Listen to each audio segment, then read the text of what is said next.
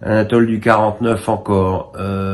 Au vu des dernières interviews entre Luis Enrique et Alexandre Ruiz, après Lens-Lyon et dernièrement contre Rennes, pensez-vous que la réaction du technicien espagnol face à un journaliste de Free Horizon Park soit exagérée? Alors, ne parlant pas espagnol, puisque j'en ai jamais fait à l'école, et comme au bout d'un moment donné, Alexandre Ruiz ne traduisait plus rien et que c'était une discussion en espagnol, j'ai rien compris à ce qui se disait. Il m'a pas semblé que Luis Enrique était si agressif que ça. C'est toujours pareil, quand on a des mecs qui disent, qui font, oui, l'important c'est de prendre les tours à points et de prendre les matchs les uns après les autres. On dit que c'est chiant et que ce sont des robinets d'eau tiède. Quand les mecs expriment une forme d'émotion, on dit soit qu'ils exagèrent, soit pas. Donc voilà. Après, je suis pas super fan de faire le tour des radios et des sites pour expliquer combien Luis Enrique a été méchant avec moi. Et c'est surtout une histoire qui n'a rigoureusement aucune importance. Il n'y a pas de quoi en faire un pataquès pareil, quoi. Anatole du 49, décidément très en forme. Que pensez-vous de la réponse de Jérôme Bretagne suite aux déclarations d'Aurélien Tchouaméni en conférence de presse sur le nombre de matchs excessifs? S'il y avait que Tchouaméni qui disait ça, ça pourrait être considéré comme un problème. Le problème, c'est que c'est loin d'être le seul joueur et le seul entraîneur, et non des moindres, Jürgen Klopp, Pep Guardiola, à se plaindre de ça.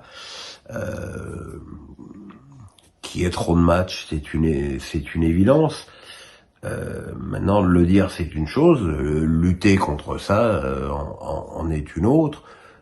Les Anglais, ils sont bien gentils, mais ils ont un championnat à 20 clubs, ils ont une coupe de la Ligue, une coupe d'Angleterre, voilà, donc qui commencent déjà par faire le ménage chez eux. Nous, au moins en France, on est passé à 18 clubs, il n'y a plus de coupe de la Ligue, et la Coupe de France est sur un match. C'est toujours pareil, il faut savoir ce qu'on veut, quoi. Et il faut aussi éviter, et ça c'est plus compliqué, que l'UEFA et la FIFA nous inventent des compétitions à rallonge dont tout le monde se contrefout. Khalil Shehad me dit, comment expliquez-vous l'essor du football japonais avec des talents qui éclosent un peu partout en Europe, Ito, Mitoma, Kubo, Endo, Minamino? Alors déjà, il y a une caractéristique, je dirais, commune à tous ces joueurs, c'est que c'est tous des gabarits à peu près équivalents, des joueurs pas très grands, pas très costauds, mais plutôt rapides, pas tellement dans balle au pied à Parito, mais plus rapides dans leur vitesse d'exécution avec la balle. Ça peut être une coïncidence, mais ça peut être aussi le fruit d'une politique de formation qui porte ses fruits, et puis aussi d'une certaine idée du football qui est certainement plus développée que ça au pays nippon. Ragondin, un petit mot sur la carrière d'Eden Hazard, maintenant terminée. Très grand talent, beaucoup de titres en club, même avec une période compliquée au Real, mais avec des échecs avec la Belgique. Alors, les échecs de la Belgique, ils sont pas imputables qu'à Eden. Ils sont, je pense, imputables à une sélection qui a été surcotée, qui s'est auto-surcotée aussi. Eden, moi je l'ai très très bien connu à Lille et même à Chelsea, puisqu'on se voyait quand j'allais à Londres. C'était un garçon vraiment adorable, marrant, très décontracté, et qui avait une approche du football tout à fait tout à fait décontracté, quoi. C'était quelqu'un qui voyait avant tout ça comme un jeu et comme un plaisir, et ça se voyait d'ailleurs dans sa manière d'évoluer sur le terrain et balle au pied. Après, déjà à Chelsea, je me souviens de Jean-Luc Lolichon qui me disait que c'était, il m'a dit s'il travaillait 20% de plus, il serait Ballon d'Or. Mais il a jamais voulu faire ses 20% de plus parce que il était heureux comme ça. Et le fait qu'il arrête à 32 ans montre aussi que voilà, il avait tout dit au niveau du foot. Et quelque part, on n'est pas obligé d'avoir que des Ronaldo qui courent à 37 ans après encore des records de buts. Il n'y a pas que ça c'est aussi ça le foot, c'est la diversité des caractères, la diversité des états d'esprit. Et moi j'aime bien celui d'Eden. Alors Ragondin, encore lui, me dit Sexton n'était manifestement plus au niveau contre le All Black. Quel est ton point de vue sur l'approche des entraîneurs à adopter dans ces cas-là, une légende adorée par tous, mais qui décline au risque d'affecter le niveau de l'équipe? Alors sur la performance de Sexton, j'ai aucun avis, je suis incapable de dire s'il a été bon ou pas.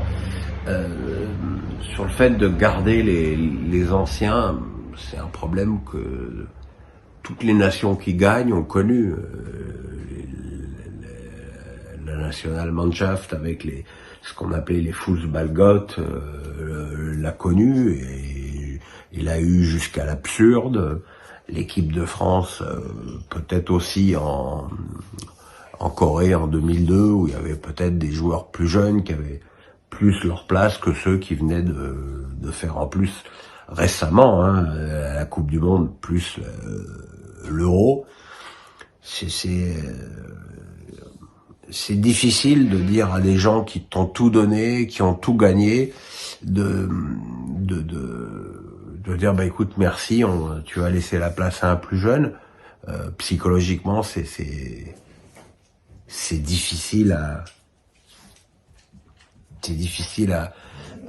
admettre, et c'est encore plus difficile à faire admettre au joueur qui lui forcément n'a pas la lucidité sur son vrai niveau. Voilà, je veux dire, le problème va probablement se présenter avec Antoine Griezmann et encore plus vite avec Olivier Giroud dans quelques mois, quelques années où forcément ils vont commencer à décliner, qu'ils auront moins de force, et il faudra voir comment il sera possible de les pousser avec classe et tact vers la sortie. Nicolas, on a eu cette semaine une déclaration d'amour de Marco Verratti pour Paris qui dit que le coach voulait du changement. Or la presse disait qu'Enrique avait été très dur avec lui, surtout pour l'extra-sportif, critiquant son professionnalisme. Où est la vérité? Je pense qu'ils disent la même chose avec des mots différents. Et il est évident que Verratti va pas dire le coach a critiqué le fait que je sois pas suffisamment pro à son goût. Voilà, il met ça sur le dos du changement. C'est son droit. Moi, ce que je note, c'est que le dernier match au Qatar, Verratti était pas titulaire. Si dans les semaines à venir, il se met à rayonner sur le championnat du Qatar, on pourra peut-être se poser la question. Pour l'instant, c'est pas le cas. Même si je persiste à répéter que pour moi, il manque minimum un milieu de terrain de haut niveau au PSG pour pouvoir espérer faire une saison complète sur tous les tableaux.